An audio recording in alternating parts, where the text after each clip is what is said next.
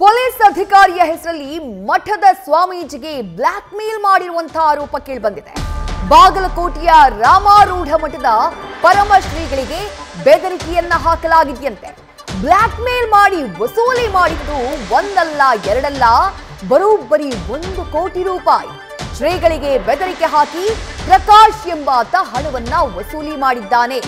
ಗೃಹ ಇಲಾಖೆಯಿಂದ ನಿಮ್ಮ ಮೇಲೆ ದೂರು ಬಂದಿದೆ ಅಂತ ಹೇಳಿ ಕರೆಯನ್ನ ಮಾಡಿದ್ನಂತೆ. ಹಣ ನೀಡದೇ ಇದ್ರೆ ಜೈಲಿಗೆ ಕಳುಹಿಸುವುದಾಗಿ ಪ್ರಕಾಶ್ ಬೆದರಿಕೆಯನ್ನ ಹಾಕಿದ್ನಂತೆ. ಸದ್ಯ ಆರೋಪಿ ಪ್ರಕಾಶ್ನ ಬಂಧಿಸಿ ಸೆಂಟ್ ಠಾಣೆ ಪೊಲೀಸರು ತನಿಖೆಯನ್ನ ನಡೆಸುತ್ತಿದ್ದಾರೆ. ಬಾಗಲಕೋಟೆಯಲ್ಲಿ ವರದಿಯಾಗಿರುವಂತಹ ಪ್ರಕರಣ ಇದು.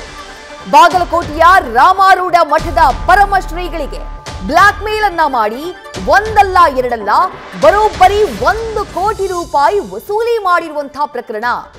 ಬೆದರಿಸಿದ್ದೇನು ಅಂತ ಹೇಳಿ, ಯಾರು ಈ ಪ್ರಕಾಶ್? ಹಾಗಾದ್ರೆ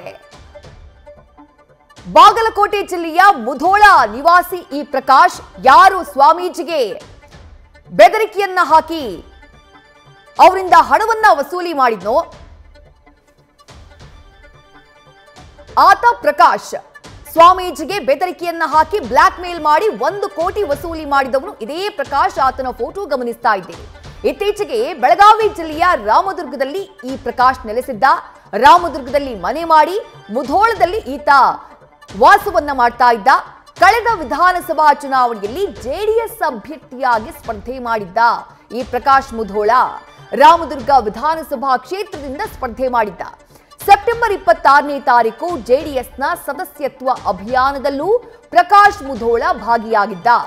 ಬಾಗಲಕೋಟೆಯ ಕಲಾಭವನದಲ್ಲಿ ಜೆಡಿಎಸ್ ಕಾರ್ಯಕ್ರಮ ನಡೆದಿತ್ತು. ಆ ಕಾರ್ಯಕ್ರಮದ ಮುಖ್ಯ ವೇದಿಕೆಯಲ್ಲಿ ಪ್ರಕರಣದಲ್ಲಿ ಆರೋಪಿಯಾಗಿರುವಂತಹ ಈ ಪ್ರಕಾಶ್ ಮುಧೋಳ ಕಾಣಿಸಿಕೊಂಡಿದ್ದ.